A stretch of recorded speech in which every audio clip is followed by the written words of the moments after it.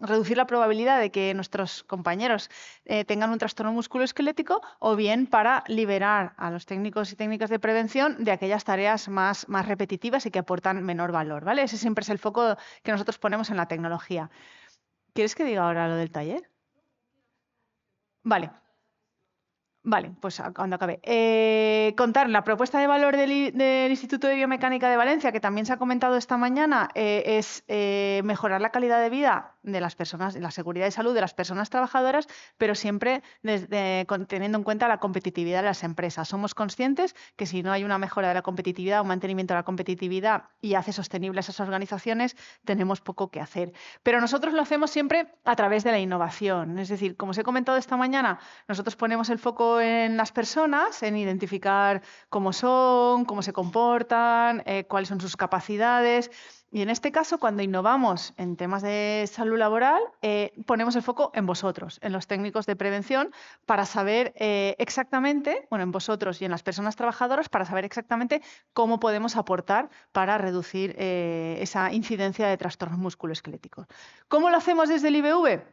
Pues escuchando a las personas, y ahora veremos que toda mi presentación va a ir alrededor de esto, de escuchar, ¿no? Cómo escuchamos a las personas, escuchamos a vosotros, qué es lo que necesitáis, cómo os podemos ayudar, escuchamos a las personas trabajadoras, las observamos, a vosotros cómo realizan las evaluaciones de riesgos ergonómicos, a las personas trabajadoras cómo realizan las tareas, si las hacen de acuerdo a protocolo o no, y si no lo hacen, ¿por qué? ¿Hay algún impedimento que se lo hace o directamente es que necesitan más formación? Confianza en vuestra capacidad y su capacidad para innovar, teniendo en cuenta que sois los que mejor conocéis las tareas que realizáis y seguro que podéis aportar, siempre podéis aportar, nos podéis aportar muchísimo valor. Y validando con el mínimo esfuerzo. Y es la ley de las startups, ¿no? Que sigan las startups, que es lo que me cuesta 1 euro de corregir sobre plano, me cuesta 10 sobre prototipo y me cuesta 100, 100.000, 1.000.000, o a lo mejor es irresoluble una vez ya está en marcha, ¿no? El sistema. Y en este caso, el foco lo ponemos principalmente en el diseño de los puestos de trabajo. Si resolviéramos las incidencias o analizáramos los riesgos ergonómicos a los que exponemos a las personas trabajadoras durante las fases de diseño, o se involucrara a los técnicos de prevención en las fases de diseño de los puestos de trabajo, posiblemente muchos problemas posteriores no aparecerían, serían más fácilmente resolubles, ¿no? Y ahora voy a hablar de las diferentes tareas, digámoslo de alguna manera, sobre las que nosotros podemos ayudar, y son principalmente la evaluación de riesgos ergonómicos, en el diseño de puestos de trabajo, que ya he hablado esta mañana, y después en la incorporación de exoesqueletos, para que veáis un poco cómo lo abordamos. Para la evaluación de riesgos ergonómicos contamos con un software que es como yo le llamo la calculadora de riesgos ergonómicos, que es introducir los datos y te sale un informe, pero para nosotros esto empezó con un disquete. O sea, imaginaos, esto es del Pleistoceno o anterior. Pero además de este software, que simplemente es un compendio de metodologías de evaluación de riesgos ergonómicos, diseñamos tecnología ad hoc. En este caso, es un sistema de sensores inerciales que desarrollamos para el sector del mármol, por una petición del sector del mármol. En este caso, a los trabajadores se les coloca sensores inerciales en los brazos, en la espalda y en las piernas, que nos da información en tiempo real de en dónde están ubicados cada uno de los segmentos corporales. Y con ello calculamos en tiempo real el nivel de riesgo por posturas inadecuadas al que está expuesta esta persona trabajadora. ¿De acuerdo?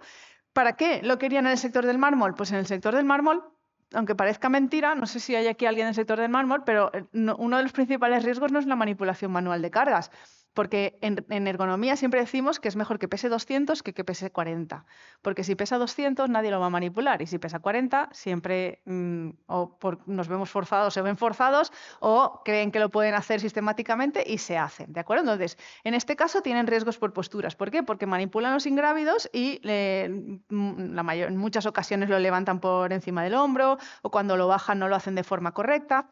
Entonces querían un sistema en el que les pudieran dar formación en tiempo real y decirle, mira, cuando lo haces así te pasa esto, el riesgo al que estás expuesto es mayor. O en tiempo real también, los técnicos de prevención, ver cómo realizan las tareas y cuál es la que están más expuestos a posturas inadecuadas.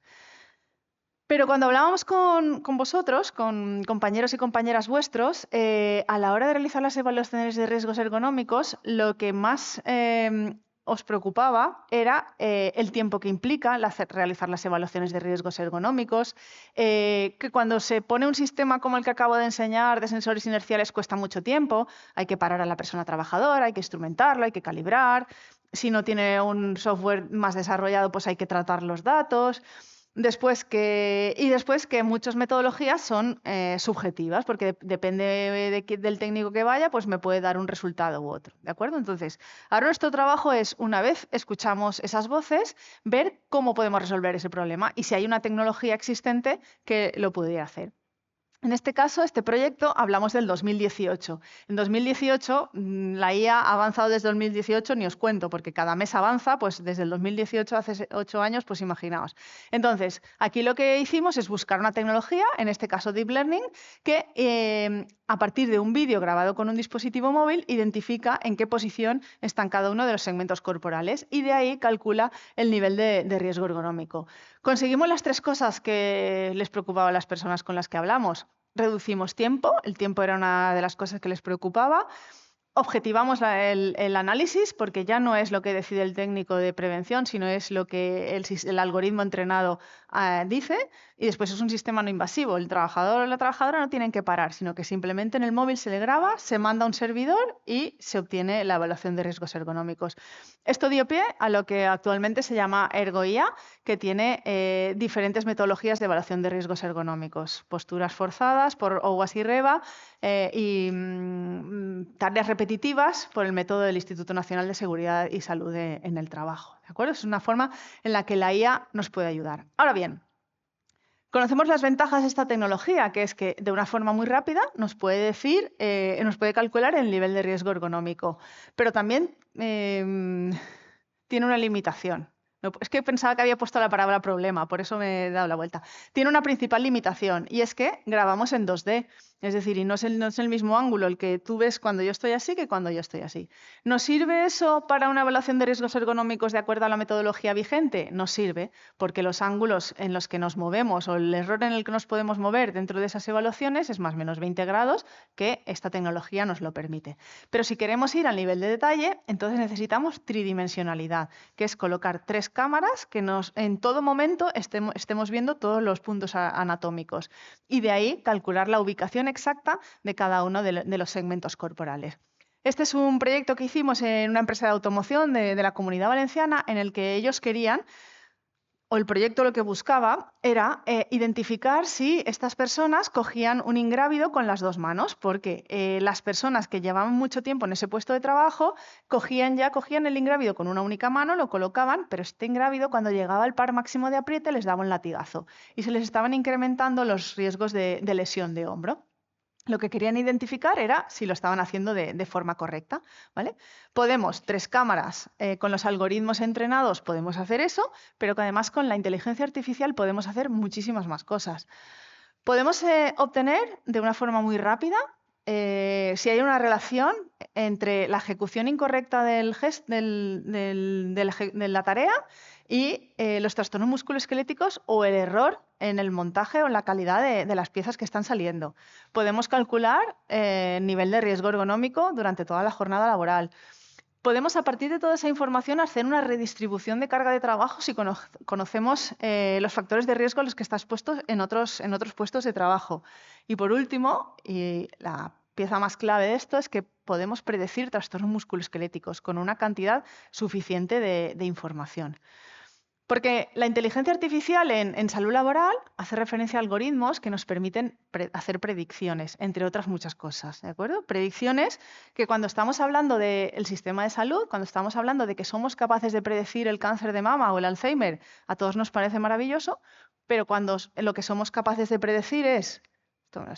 Cuando lo que somos capaces de predecir es un trastorno musculoesquelético, ¿cuándo va a ocurrir? ¿Qué trastorno musculoesquelético va a tener? ¿Por cuánto tiempo? ¿Y qué secuelas? Si queda con alguna secuela, entonces aquí el tema ético es otro diferente y nos planteamos si realmente esto, pues qué uso va a hacer realmente la organización de esta información. Porque esto se nutre de muchísimos datos de muchísima población en el que tenemos datos de el sexo, la edad, la complexión, el peso, la altura, la antigüedad en puestos similares, etcétera. Eso quiere decir que puedo, sobre una persona que está trabajando conmigo y ese modelo me dice que dentro de un mes va a coger una baja de 1 año y medio y que va a venir con secuelas, pues me puedo pensar si adapto el puesto de trabajo o prescindo de ella. Esa para empezar. Pero es que después, si yo tengo que contratar a alguien para un puesto de trabajo determinado y tengo toda esta información, de alguna manera mi modelo puede predecir si esta persona va a tener una baja o no en un futuro próximo o lejano, da igual, eso da un poco igual. Entonces puedo decidir si puedo discriminar a esta persona y no cogerla porque el modelo ha sido alimentado con unos datos, y aquí es donde entra el tema también de la importancia de alimentar los modelos de forma y con datos de forma adecuada para que no haya sesgos, eliminar los sesgos. Discrimine de alguna manera a las personas que yo incorporo a las empresas. De hecho, hay una publicación muy interesante que habla de los sesgos en la IA en temas de recursos humanos, en temas de filtro de currículums, porque ahora mismo los currículums que llegan a las de recursos humanos muchas veces no son todos, sino que la IA hace un filtro inicial. Entonces, cuando utilizaban la IA para puestos de directivos, resulta que los únicos currículums que pasaban eran hombres caucásicos de unos 55 años, con una formación X. Ese se supone que era el único perfil válido para ocupar esos puestos de trabajo. ¿Por qué? Porque toda la información que tenía esa IA de puestos de trabajo, de esos puestos de trabajo, eran ocupados por hombres con esa formación, caucásicos y de esa edad. ¿De acuerdo? Entonces, hablaba también de heterosexuales, pero bueno, yo esa información tampoco sé muy bien de dónde la sacaba. Pero el perfil era hombres heterosexuales alrededor de 55 años y caucásicos. Ese era el único perfil que la IA dejaba pasar, los únicos currículos que dejaba pasar. Entonces, los aspectos éticos relacionados con los sesgos son clave, ¿no?, para avanzar en esto. Cuando hablamos de diseño ergonómico de puestos de trabajo, aquí no me voy a centrar porque es un poco lo que he comentado esta mañana. Esto es otro Pleistoceno, ¿no? Esto es como lo hacíamos antiguamente, ¿no? Era pues el puesto de trabajo, hacemos los planos, lo hacemos así un poco a pedales, con unos maniquís que nada tienen que ver con los avatares que os he enseñado esta mañana. Calculábamos los alcances, los puntos de visión y hacíamos un plano, ¿de acuerdo? Tardábamos como, no sé, el doble de tiempo en hacer el mismo diseño de trabajo el mismo diseño de puesto de trabajo de lo que tardamos ahora, ¿de acuerdo? Entonces, ¿ha quitado la parte de valor que aporta un técnico de prevención? No. ¿Ha reducido el tiempo que se necesita para hacer el mismo trabajo y con una mayor amplitud porque me permite simular muchísimos más perfiles poblacionales con distintas capacidades, etcétera? Sí, todo eso nos lo permite. Entonces, hemos ganado muchísimo con esto de la IA en este caso. ¿Con qué problema? Bueno, lo dicho, esto no voy a integrar, porque, a ver, un segundo, porque aquí sí que empezamos a trabajar con esto de la IA aplicada al diseño de trabajo, porque igual que antes, escuchamos de cuál es la problemática principal que os encontráis o que os encontraban vuestros compañeros con los que hablamos a la hora de diseñar un puesto de trabajo. No está claro la altura del plano de trabajo, teniendo en cuenta que tengo diferentes personas que van a trabajar en el mismo puesto, no está claro dónde tengo que ubicar los diferentes elementos, me gustaría tener una evaluación del riesgo antes de poner en marcha el puesto de trabajo. Pues escuchando todo eso es con lo que hicimos lo que os he enseñado esta mañana, ¿de acuerdo? Con toda esa información. Y ahora lo último que quería comentar era el punto de la incorporación de exoesqueletos, porque la directora general de trabajo esta mañana también ha nombrado una iniciativa para ayudas para incorporar exoesqueletos. Y aquí lo que quiero es no que salten las alarmas, pero sí que ojo a la hora de tomar decisiones sobre los exoesqueletos, ¿de acuerdo? ¿Qué problemas os encontráis? Ahora ya menos porque los exoesqueletos ya son más una realidad, pero se encontraban principalmente los técnicos de prevención. No sé qué exoesqueleto es el más adecuado. Desconozco si la tarea está para la que yo estoy pensando colocar un exoesqueleto y podría ser una buena solución. ¿Existe alguno en el mercado? Bueno, eso. No sé qué pasa si se lo pongo a la persona trabajadora dentro de un año, qué va a pasar con esa persona, que todavía no se sabe, y ahora lo hablamos.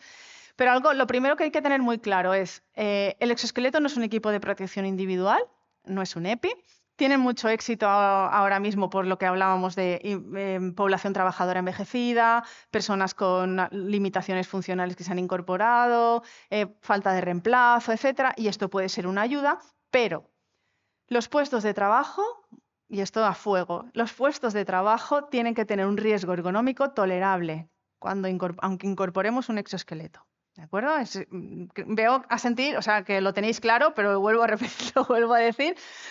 El exoesqueleto no reduce en ningún caso el nivel de riesgo ergonómico. Es decir, que si viene inspección de trabajo y esa persona, en ese puesto de trabajo hay problemas y la evaluación me da que tiene un riesgo intolerable, aunque haya incorporado un exoesqueleto, eso no me exime de tener un problema. ¿De acuerdo? Entonces, ¿el exoesqueleto ayuda? Ahora veremos que sí. Nosotros hemos hecho estudios en los que sí que demostramos que puntualmente, y porque no puedo hablar del largo plazo, puntualmente supone una ventaja desde el punto de vista biomecánico, desde el punto de vista musculoesquelético, ¿de acuerdo? Y de carga física. Ahora, largo plazo, no lo sabemos, ¿de acuerdo? Para los que seáis más nuevos en esto de los exoesqueletos, también se ha nombrado esta mañana. Hay tres tipos de exoesqueletos principalmente, activos, semiactivos y pasivos. Los activos son los que se usan en el ámbito médico principalmente, para personas con niños con parálisis cerebral, se usa mucho, para personas con parálisis funcional, o sea, con discapacidad para no poder andar. Después los semiactivos, sí que en el trabajo hay algunos dispositivos, pues por ejemplo para la zona lumbar, y la diferencia es que sí que tienen actuadores, pero tú tienes que hacer el movimiento, no hacen los movimientos por ti como los activos, ellos te pueden ayudar, pero tú tienes que hacer el movimiento. Y yo que conozco dos. Este lumbar, en el que tiene unos actuadores que te ayuda a levantarte, en el que nosotros participamos desarrollándolo para identificar principalmente, como os comentaba esta mañana, tenemos bases de datos antropométricas donde teníamos que colocar esos actuadores dependiendo si es hombre o mujer y dependiendo del tallaje, para que trabajaran correctamente y además no nos hicieran daño y no se clavaran en zonas donde no tienen que clavarse. ¿De acuerdo? Y hay otro que es Iron Hand, creo que se llama, y es de mano. Entonces, ¿cuál es la función principal de este exoesqueleto? Es que cuando yo cierro la mano, bloquea. Y entonces, para hacer tareas de lijado, etcétera, yo no tengo que estar haciendo fuerza con la mano, sino que la hace exoesqueleto, y cuando hago el micromovimiento de apertura, él se abre y ya está. No hace nada más, es decir, él no hace el movimiento, pero que sí que evita esa fuerza continua. Desventaja de los semiactivos: tienes una batería que tienes que cargar, tienes que recargarla después, la llevas a cuestas normalmente. Bueno, tiene una serie de hándicaps que hay que tener en cuenta. Y por último, los pasivos, que son los que están más integrados en las organizaciones, y hay tres tipos principalmente. Los semisentados, que están pensados para tareas pues, de triaje de frutas, de calidad, y la ventaja que tienen principalmente frente al taburete es que no te alejan del plano de trabajo, sino que simplemente tú haces este movimiento y bajas. Entonces, ha bajado tu altura, pero no te has alejado del plano de trabajo como ocurre en los taburetes. Los exoesqueletos lumbares, que ahora veremos, están principalmente pensados para manipulación de cargas, pero otro tema a tener en cuenta: estos exoesqueletos, cuando yo levanto la carga del suelo y la llevo hasta esta altura, una vez la tengo a la altura de la cintura, dejan de trabajar, ya no hacen ningún tipo de función, ya no dejan de protegerme, entonces eso lo tenemos que tener claro. Y después los exoesqueletos de hombro, que están pensados principalmente para hacer tareas por encima del hombro. ¿No deberíamos permitir las tareas por encima del hombro? No deberíamos. ¿Hay puestos en los que podemos evitarlo? No. Por ejemplo, si tengo que pintar un techo, tengo que colocar la escayola, lo tengo que hacer y tengo que estar en esta postura. ¿Ayudan a reducir la probabilidad de trastorno musculoesquelético? Sí. ¿De acuerdo? Ya lo veremos. ¿Qué procedimiento tenemos que seguir para incorporar un exoesqueleto? Primero, pasos previos de analizar la tarea, es decir, identificar para qué tarea quiero incorporar un exoesqueleto y si existe algún exoesqueleto en el mercado que me pueda ayudar, ¿de acuerdo? Y para eso, dentro del Ergo IBV hay un módulo que a partir de un checklist te dice qué exoesqueleto del mercado te podría ayudar en base a el factor de riesgo al que está expuesto la persona trabajadora. Si es manipulación de cargas, cuánta carga manipula. Perdón, se me ha olvidado también comentar que los lumbares funcionan muy bien para flexión lumbar mantenida, es decir, para tareas, por ejemplo, de recolección de frutas en el suelo o de colocar pavimento. Ese tipo de tareas también funciona muy bien. Y no existe ningún exoesqueleto certificado ATEX. Si es zona ATEX, de momento, olvidaos, porque no va a ser posible incorporar un exoesqueleto. Y después la valoración del exoesqueleto, que puede ser objetiva o subjetiva, siempre contando con la voluntariedad de las personas. No es un EPI, por tanto, el uso es voluntario. Implantación y control periódico. ¿De acuerdo? ¿Cómo hacemos nosotros las valoraciones de los exoesqueletos? Pues en este caso, el primer proyecto, esto fue 2017, o sea, nada tienen que ver tampoco los exoesqueletos de entonces con los de ahora, en la planta de Ford. Hago aquí un pequeño paréntesis para decir que lo de la planta de Ford se podría haber evitado si en fase de diseño se hubieran diseñado los puestos de trabajo de forma correcta, porque ahora mismo los coches les pasan por encima y tienen que estar en esta posición atornillando. Los que diseñaron esa línea de producción no se plantearon que ahí iba a haber una personita las horas que fuera en esta postura, que me da igual que sea 8 horas que 2. O sea, estar así evidentemente provoca carga física elevada, ¿de acuerdo? Entonces, ¿qué queríamos hacer? Evaluar la capacidad protectora del exoesqueleto y para eso utilizábamos electromiografía en diferentes grupos musculares, que lo que me hace es ver cómo es la activación muscular y cómo se modifica cuando yo hago ciertos movimientos o cuando incorporo un exoesqueleto. Y sensores inerciales para analizar si había modificaciones a nivel postural por la incorporación de los exoesqueletos. Lo de los sensores inerciales, ahora mismo con los estudios que hacemos hemos dejado de hacerlo porque realmente hemos comprobado que la incorporación del exoesqueleto no modifica la postura al nivel de donde antes no tenías posturas forzadas, ahora las tienes, ¿de acuerdo? Entonces, esto ya no lo hacemos, pero bueno, para que veáis un poco los resultados que obtuvimos. ¿Qué obtuvimos? Pues en el deltoides una reducción del 34% de la activación muscular máxima. O sea, eso es tan elevada que sí que nos hace pensar que hay una reducción de la probabilidad de lesión, de la probabilidad de trastorno de fatiga y por tanto de trastorno musculoesquelético de ese grupo muscular.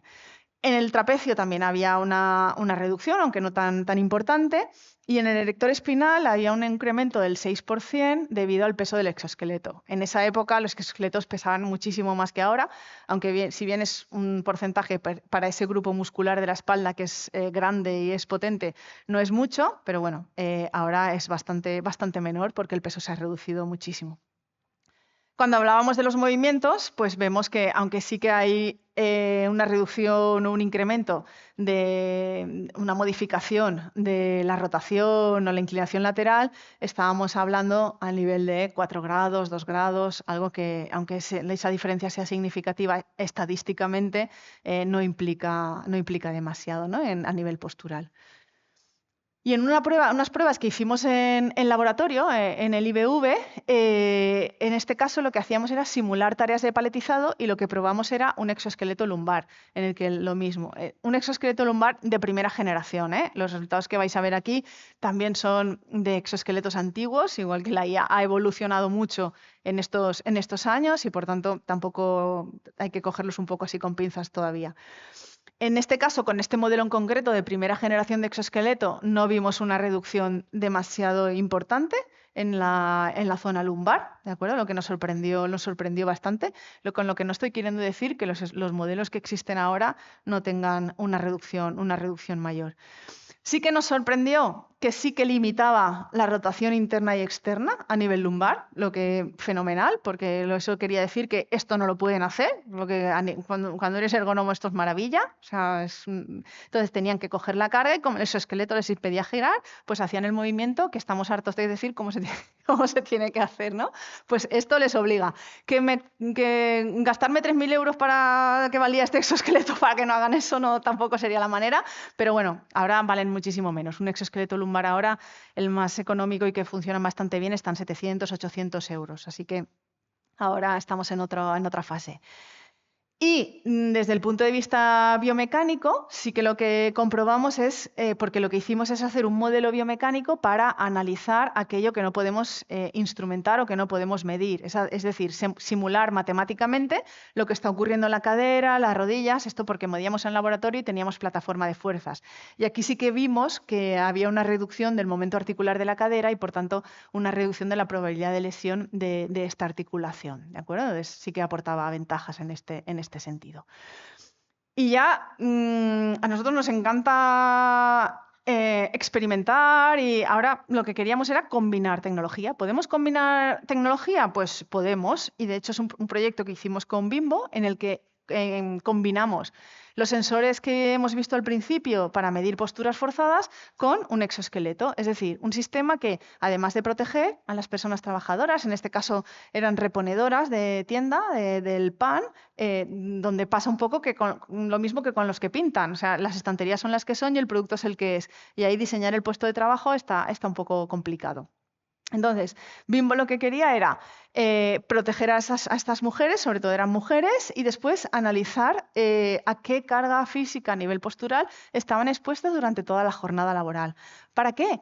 Para que con IA después desarrollar un dashboard que les permitiera reubicar a esas personas. Es decir, semanalmente analizan esa información y ven a qué carga había estado expuesta. Ellos tienen clasificadas las tiendas dependiendo pues, de la amplitud de los pasillos, de dónde está ubicado el producto, etcétera, y saben cuáles son más penosas que otras y entonces hacen una reubicación semanal de esas personas para intentar homogeneizar la exposición a carga física, ¿no? a nivel postural.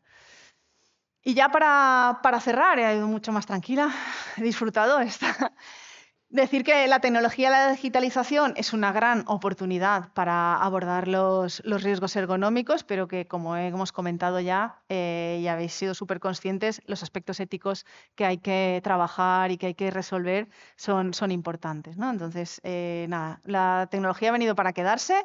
Como dice Joaquín, de Preven Control, la IA no os va a quitar el trabajo, pero un técnico de prevención que use IA sí, o sea que hay que entrar al tema.